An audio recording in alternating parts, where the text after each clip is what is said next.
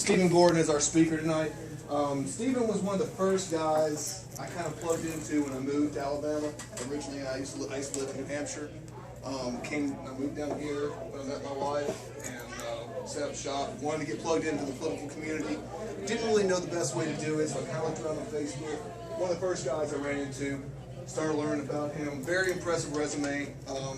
This man has a lot of credibility in the political scene. He sent me kind of a bulleted list, so I'll kind of go over it with you, so to help you establish credibility in what he has to say. A lot of work in communications, in various campaigns. He worked in the 2004 Libertarian presidential campaign, and that's Michael Bednarik. All right, I knew I was going to mess that name up. Communications director for the National Libertarian Party, state chair for the Alabama Libertarian Party, state chair for the Alabama Republican Liberty Caucus. Is that still? No, I had to drop it. You dropped that? Okay. All right. Press secretary for a few of the Birmingham City Council candidates. State media director for the 2008 Ron Paul presidential campaign. E-communications for the 2010 gubernatorial candidate Tim James. E-campaign manager for the 2008 Bob Barr Libertarian race. And I remember because I did vote for Bob Barr that race. Regional coordinator for the 2012 Gary Johnson during the GOP phase. And he's also the president of a company called Forward Focused Media, whose clients include Luther Strange, which is our current Attorney General. Yep. Video activist James O'Keefe. If you guys are not aware, James O'Keefe, a lot of really good work he does when it comes to documentaries. And State Senator Scott Beeson and Joe Scarborough. Really? Yeah, I was just trying to get around. Yeah, I've got about 40, 50 clients. So, without further ado, Mr. Gordon. Thanks. I'm gonna pick on you a lot now because Tim and I have probably been in this room over the last 10 years. I'm guessing 5, 6, 7 times for various libertarian type meetings. Can everybody hear me? Virtually every meeting we could sit. Sometimes we would have to scoot 2 tables together at most. Sometimes we'd have to scoot 2 of those tables together. Right now, I don't even know which libertarian groups you guys represent. There's so many of them. I see a Ron Paul shirt. How many of you guys are Ron Paul people? Okay. How many of you guys are Gary Johnson people? Okay, how about LP, Libertarian Party type people? Campaign for Liberty people? Medical marijuana people, anti-tax people. It used to be we all could sit at one table. And this is just, I don't even know. I used to know virtually every libertarian in Alabama. Now this is just one small group, and we all. The point I'm trying to get to though is that the liberty movement has grown, and we've probably had our best year politically in America since the American Revolution. The Republicans may be whining and griping and bitching and moaning about how bad their losses were, but if you take a look at it by Republican Liberty Caucus standards, while the Republicans lost 2 seats in the Senate, at the same time the Republican Liberty Caucus gained 2 additional seats. They added to their candidates Jeff Flake from Arizona and Ted Cruz from Texas. While the Republicans lost congressional seats in the House, the Republican Liberty Caucus picked up 4 new seats this last election cycle. The Liberty message is winning. The Republican Party's typical traditional message is not. And it's not just those. The Libertarian Party, if you want to look at those metrics, their presidential candidate had the best election totals by number that they've ever had. But it's not just those numbers. I think there are 9 candidates that the LP had that pulled in over 1 million votes in each race, including like a PSC race next door in Georgia. The Libertarian Party, by the numbers, is doing better. And it's not just the candidates, it's the issues too. I mean, we look at the marijuana issue initiatives in Washington and Colorado. Gay marriage in 3 states with the court challenge, and I think it's Massachusetts is probably going to fall down on our side over the next few days too. We're winning on all of these. It's a good year. It's not just a good year, it's a great year to be a libertarian. But libertarians we've got this really bad habit, and I don't care if you're a Ron Paul libertarian or a Libertarian Party libertarian, we like to infight. And we like to beat up on each other, and we like to call each other names and say, he's not libertarian enough.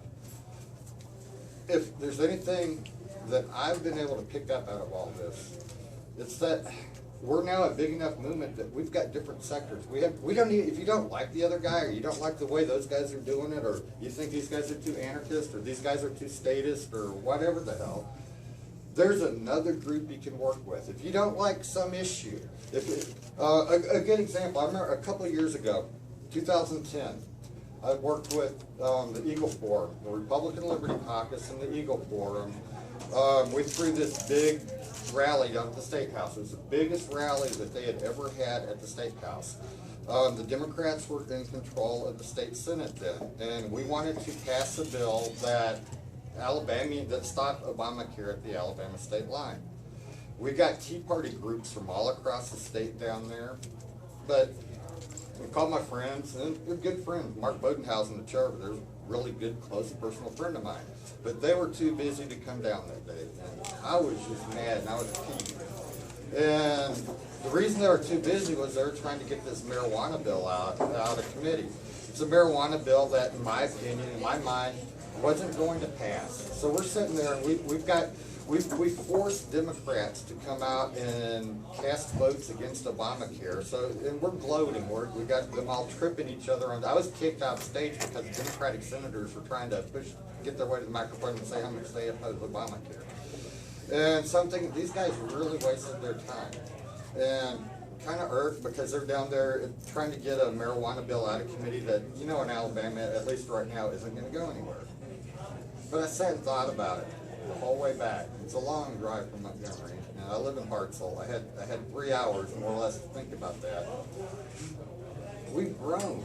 We're big enough that we can have people down there working on the Obamacare issue and the marijuana issue. We don't need to be fighting. But what we do need to do is get a little more organized, and we need to communicate more effectively with our groups, between our different groups. And we need to accept that different people have different priorities. Some people don't really give a damn about electoral politics. I do, that's my living.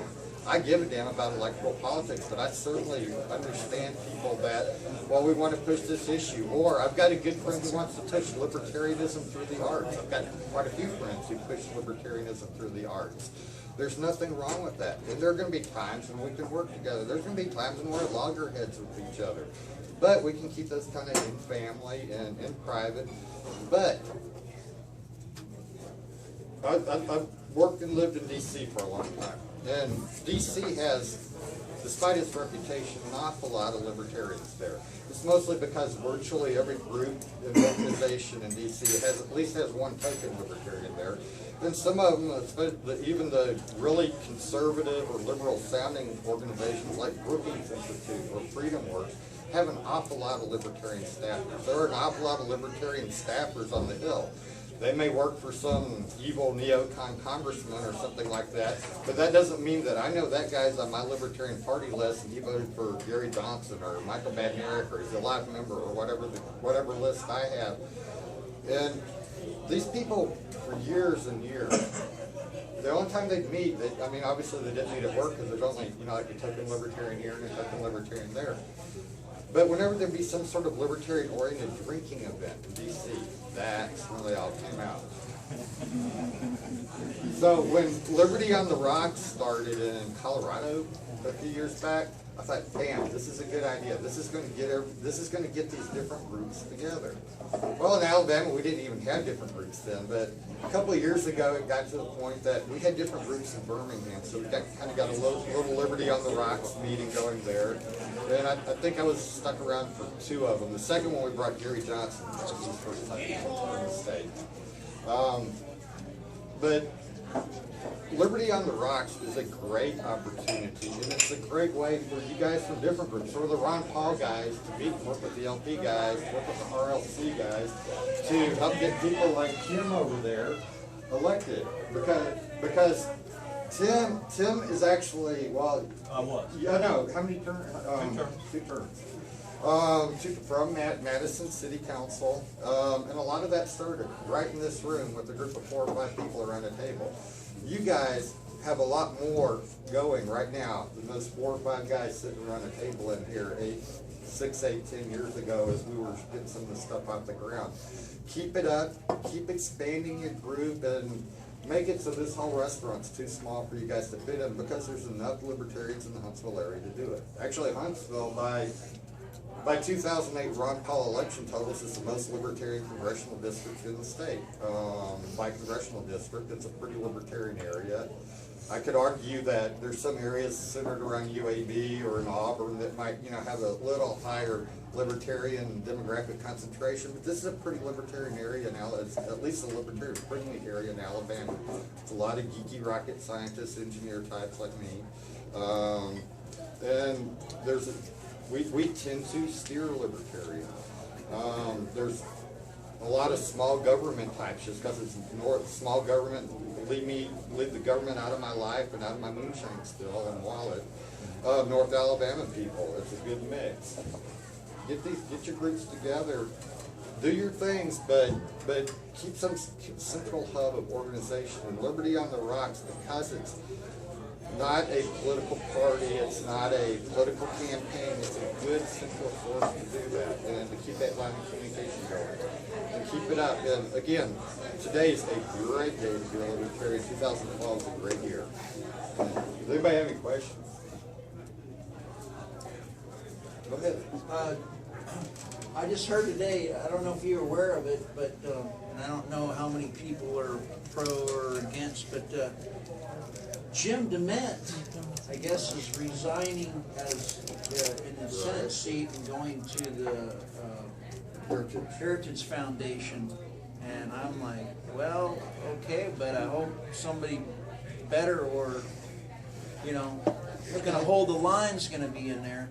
But Jim DeMent's sort of been a friend and sort of an enemy of libertarians for a long time, but he's one of these people that always, my perspective is that libertarians can't always win everything, but at least we should be given a seat at the table.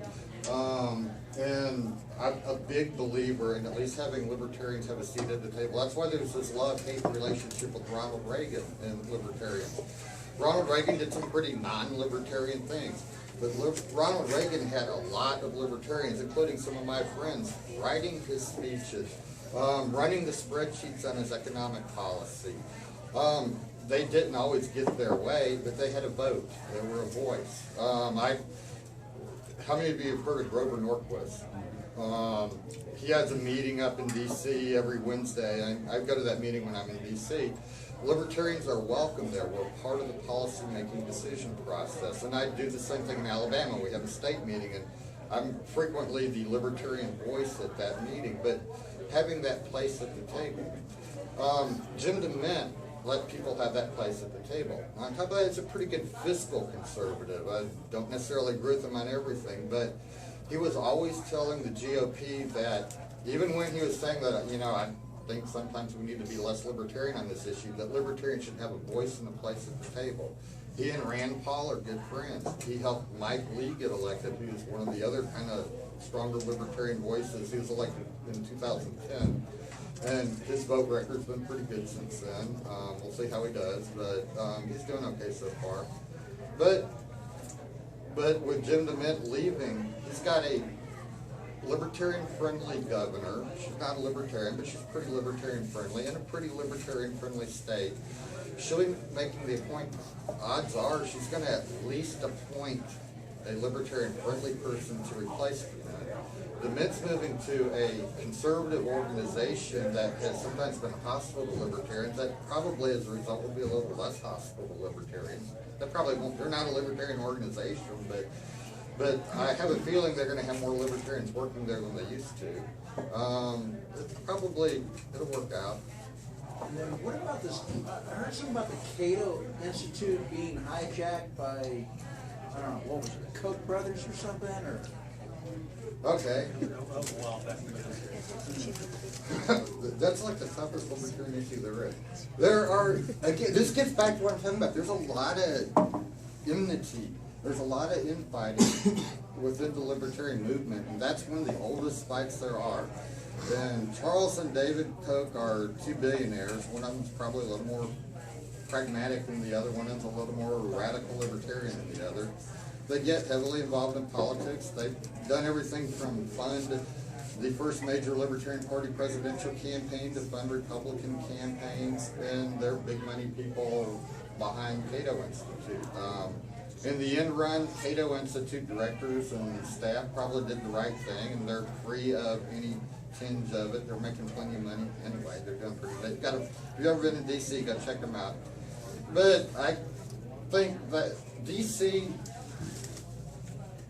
a weird place, but Cato Institute has a lot of respect in DC. And it's not because they've sold out, it's precisely because they haven't sold out that they have that respect, despite what you might hear other people say. But they're in DC, they're taking a more pragmatic view of things. They're taking a look at battles that we can win today, not philosophical battles that we can argue about at the bar, but nothing ever changes, but the real world day-to-day things that can be affected by a vote. And they're good at that. But there's a lot of guys in Auburn who are real good at the philosophical stuff, and there's no reason we can't all benefit from all of their work. Anybody else? 2014. What are we going to see as far as the GOP? Are we going to see like a massive shake-up inside? There's a civil war going on now. It's been going on. It's getting bloodier. Are we going to see that carrying on into 2014, or is it going to be resolved? It's not going to be resolved without a vote. There's never a resolution in a party, inter-party battles that I've ever seen until there's a vote, either at a convention or the outcome of an election. So I don't think it's going to change between now. I think the battle lines have really just drawn up. I think it's going to get more bitter than it has been between, say, the Rick Santorum type crowd and the Rand Paul type crowd. I think it's going to get more bitter. And I don't know who's going to win. Obviously, I'm rooting for my team, but I don't know. Social conservatives number roughly the same percentage of people as libertarians.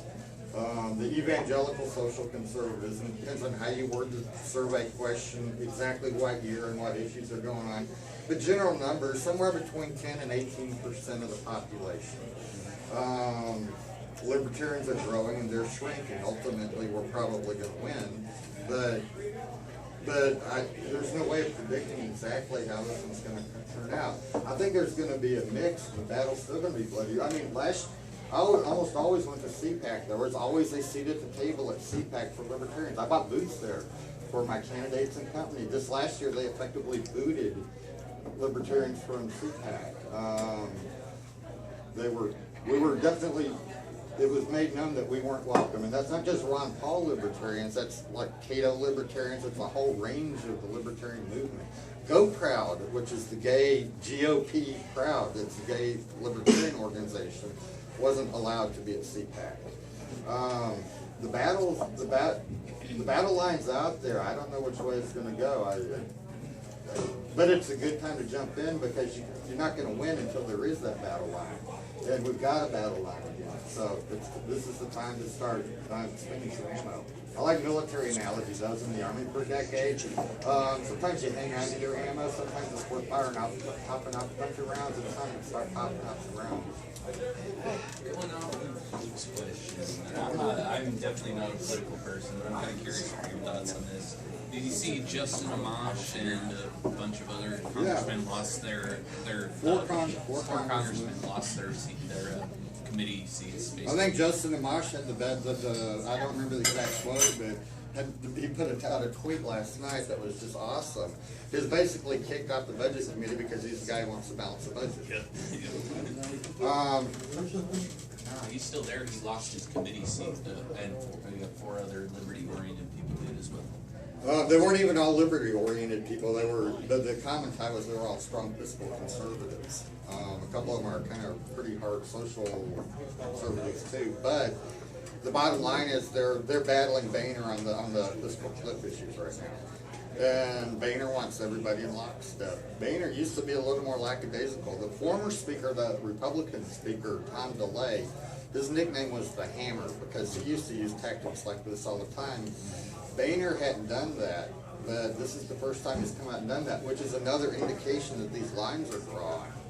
And Boehner's not as much of a social conservative type. You know, I was talking about the Santorum wing of the party the Libertarians fighting. He's one of the establishment guys, which is a different sector of the party, who they're also going to be fighting the Libertarians. But the one thing about the establishment people is, if Libertarians win, they're going to say fine. All they care about, the main thing they care about is winning. And if Libertarians win, all of a sudden they're going to be Libertarians as fast. I mean, they're going to say I was always a Libertarian. That's their game. Bill Armistead, the current GOP state chairman, who is not a Libertarian by any stretch of the imagination. Of the people, there was a committee, there were about 8 or 9 of us that met, that brought him into power, who ran his campaign and won it for him to be the state GOP chairman. Of the people sitting at that table, okay, John Killian, I don't know if you know him, he's a Southern Baptist pastor, but a really, really strong Ron Paul guy. Shanna Cluck, who ended up being his communications director, was my business partner at the time. Ron Paul chick and RLC chick. Me, a guy named Chris Brown, who's kind of a softball libertarian. I mean, he doesn't deal with foreign policy whatsoever. He deals with just state and local issues. But he's kind of socially tolerant. He's definitely a hardcore fiscal conservative. And 2 other people, 3 out of the 5 key people in that campaign that brought him in were definitely libertarian. At least working for Ron Paul, libertarian. And that's another seat at the table. But when he was elected, he ran a campaign against the establishment. He was an anti-establishment guy. One of the dividing lines in the GOP is how people voted on Amendment 1 when we had the big tax issue. And Armistead was one of the people who campaigned against Amendment 1, so there's a lot of loyalty there. And he was running against the people the establishment guys who supported the Republican tax increase plan. So the first thing he said when the election results came in, and I was the numbers guy, and I'm looking at all the numbers when they come in, the first thing he said is, oh my God, what do we do now? We ran a campaign against the establishment. We are now the establishment. And that's what libertarians need to start looking at. We have the potential to start becoming the establishment. We need to look at how we're going to do it and what we're going to do when we get there. Anybody else? Talking about the fiscal cliff, you think cuts are going to be enacted on tax raises, or are they going to come up with some kind of deal that the schools are doing? They always come up with a deal with Scrooge. I know, it's kind of rhetorical. Boehner's capitulated. I'm sure Boehner wouldn't do it if he didn't have the House votes. Boehner wouldn't have basically booted 4 people from their committees if he didn't have those votes figured out. I mean, that's, Tim, I'm sure you would agree, that's the way politics works. The fact that Boehner has gone so far as to remove 4 people from the committee assignments tells me he's got the votes wrapped up, and they're going to match basically what he's saying in public, which is that there's going to be some sort of tax increase and probably very little spending cuts and probably no defense cuts, because that's the only way I can see that compromise working out. I mean, Democrats and Republicans, the only way they're going to agree is to not cut any spending whatsoever. That's my guess. I don't know. So how does that reduce the deficit? Well, it speeds up the day that we fall off the cliff, and the devalued dollar will be even worth less. Print more money. Print more money until you have to haul it in wheelbarrows. The deficit will be worth less. That's how it's. Yeah, That's how you're reducing that's the a good deficit. line. The deficit will be It's worthless. the same amount of dollars, but the dollars are worth less. So we've reduced the deficit. Well, actually, I'm a big supporter of auditing the Fed and all that stuff, but the Federal Reserve stuff that the Ron Paul movement really latched onto isn't my biggest driving force issue. But I think there's a lot of merit to the fact that the behind-the-scenes power players, and I'm not a conspiracy theorist at all, but I still think there's a lot of merit to the fact that if you devalue the debt enough that the debt becomes worthless, and I think that's a lot of their thought process, or a lot of the Keynesian thought process. I think it's the biggest infringement on our liberty is the fractional reserve banking and the taxes. Yes, and it's not a conspiracy. It's just mathematics. I agree. Jim and I were talking about this right before the meeting. I mean, I'm a middle of the road kind of libertarian, and social policies and fiscal policies about balance in my mind. But I tend to work more with Republican candidates and the Republican Party, and I've got a simple solution as to why. I live in Hartsville, Alabama. I just got up a social issue campaign and got my butt whipped because drinking's still illegal in Hartsville. But the difference is, when it's a fiscal policy, they take it out of your paycheck before it even gets to you or gets to your bank. When it's a social policy, for the most part, you're gonna do it anyway. If people wanna smoke dope, they're gonna smoke dope. If people wanna have a beer, they're gonna have a beer. And gay people are gonna get together, and people are gonna have sex and do whatever else the social conservatives don't want them to do. Sure, more people go to jail than should, but it's not as much of an infringement on liberties as fiscal policies. I mean, that's, or at least the things we can change and control. That's my thought, at least. People are always going to find, prostitution is known as the world's oldest profession. There's a reason why. Anybody else? Left libertarians. Left libertarians. There's been a massive movement of sorts. I guess kind of named the Blue Republicans, who were Ron Paul supporters. People who did vote for Obama in 2008. Wasn't exactly thrilled with the continuation of the Bush policies that continued to go on, and so they began to move more towards a libertarian stance. Do you see that with the recent election, the recent continuation of the administration? Do you see more of the left moving into a libertarian stance? Okay, I'm going to put this into my libertarian hat perspective, because I've worked with the Libertarian Party probably for the greatest stance of years of my life. And my experience is that people in general are more drawn to the Libertarian Party coming from whichever party's in power at the time. So if the Republicans are in power during the Bush years, there were more Republicans joining the LP.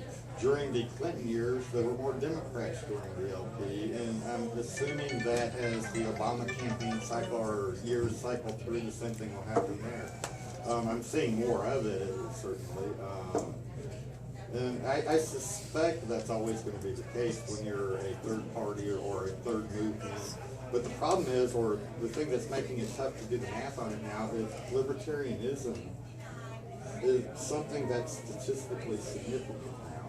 And it's a word. When we first started doing these meetings here, it was about the time Google started giving you the ability to do a Google News alert. I had a Google News alert for the word libertarian, and maybe once a week or so the word would pop up. It's hundreds and thousands of times a day that the word pops up. It's not just a more, I mean, people just didn't even know what the word meant not that long ago. It's harder to define things now because we're a disparate movement. We've got left libertarians and right libertarians and Ron Paul libertarians and Gary Johnson libertarians and Campaign for Liberty libertarians and Republican libertarians. There's a movement to get some democratic libertarian movement that was somewhat active in 2008 and it fell through. I expect to see more stuff like that popping up though. The word libertarian was coined during that election cycle, during the 2008 cycle, to describe left-leaning libertarians. One of the kind of left libertarian writers in D.C. coined the word libertarian, which I use from time to time. It's kind of cool. And I mean, and when I was talking about, I just consider myself a middle-of-the-road libertarian. I don't really see myself as a right or a left libertarian, though I work with the Republican Party more. But well, I'll tell you why, when I worked in D.C., I didn't figure it was a good day if I hadn't been called a neocon, a fascist, a statist, and a liberal, and a conservative all in the same day. That's when I knew I'd done my job right. Anybody else? Yeah, go ahead. What are your thoughts on anarchism? that's another movement of, I consider anarchism a subset or a portion, or if you look at a Venn diagram, there's a definite large overlap with libertarianism.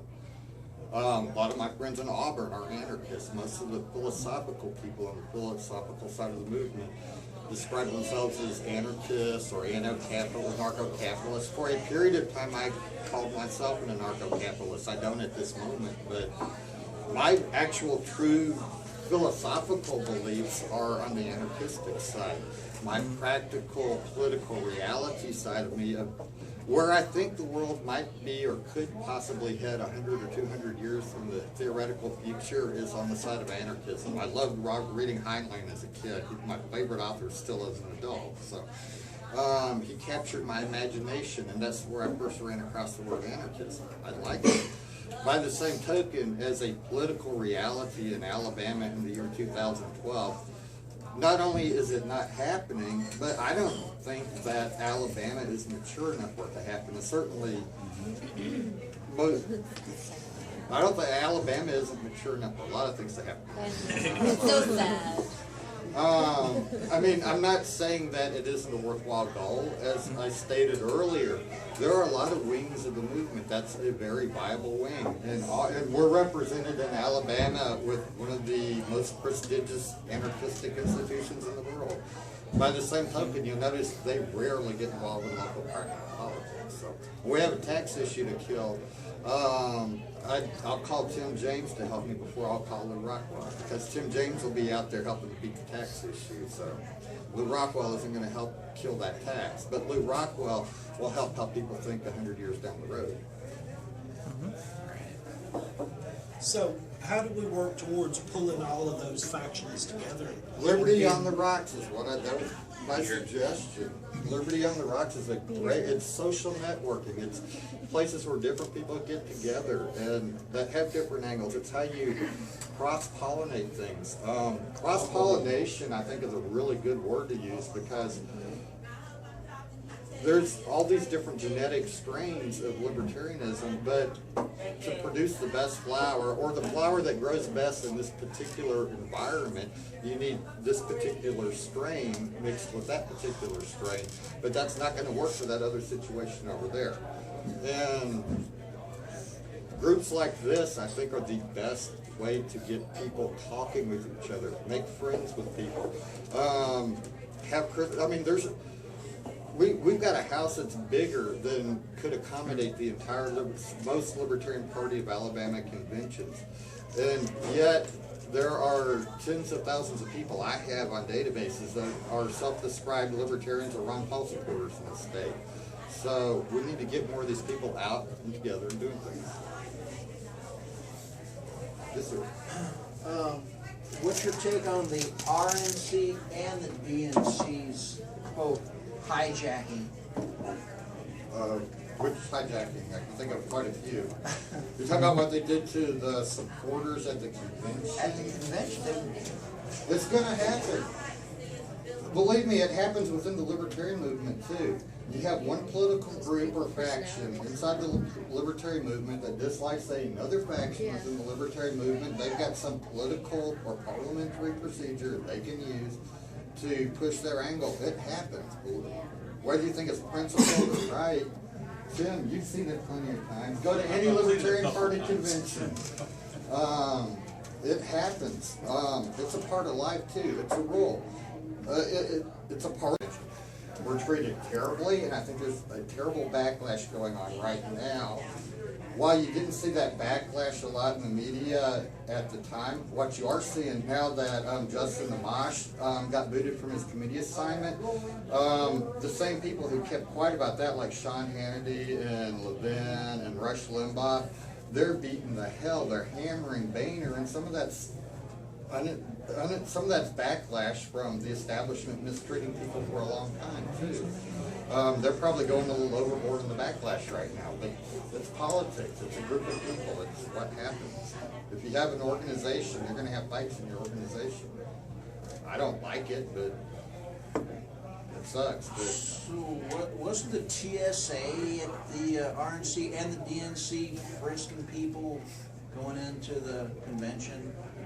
Was this a first time thing or what? I was at the Republican convention in 2004, not as a participant, but as a protester. I was out in the streets of New York City protesting. There was a very strong, it was post 9/11, you were in New York at the time, you know what it was like. So the craziest guns I've seen. Yeah.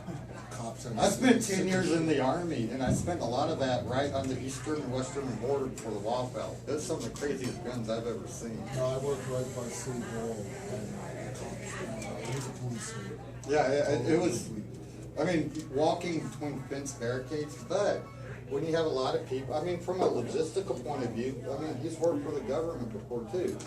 There are legitimate logistical problems when you have that many people and you have that many hostile people that it wouldn't have taken much. I could have probably gone out there with a soapbox and started a riot. I mean, people were that angry, and it would have been that easy to do. And I'm not even I'm not a Democrat. I could have done it. I could have riled them up because there was, I mean, there were plenty of stuff that people were upset about Bush about. And New York City was not a good place for the Republican Party to plan a convention in 2004 anyway. But it's good. I mean, part of it's a logistical necessity. Part of it's overkill. Part of it's bad marketing and PR. Republicans don't see security as a bad thing. Libertarians we have a tendency to shy away from it, maybe too much, because sometimes there are some legitimate reasons for it. So, but for the most part, yeah, it's pretty screwed up. So is it getting worse? The security state's getting worse. NYPD admitted they could take down an aircraft. Oh Why yeah, the fuck would a hell? they got PT boats and 50 cals mounted on them. And I think the scariest thing to me isn't weapons. The scariest thing is the fact that it's come to public knowledge over the last few days that pretty much every email that's been written for the last decade or so is retrievable. That's a big database. That's scary. Just my spam database is pretty big, so that.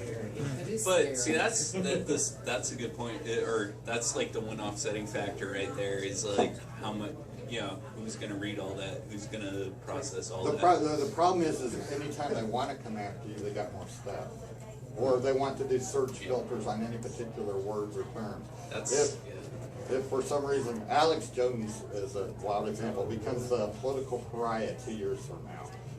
They can just search everybody's email for Alex Jones links, mentions, InfoWars, or whatever they want. And then you got a targeted list. And that's probably pretty much most people in this room. I'm going to deny ever listening to Alex Jones right now. Thank you very much. Thank you. But Steve, dude, that was great. That really was, because that was a unifying message that we all needed to hear, and I appreciate it, man.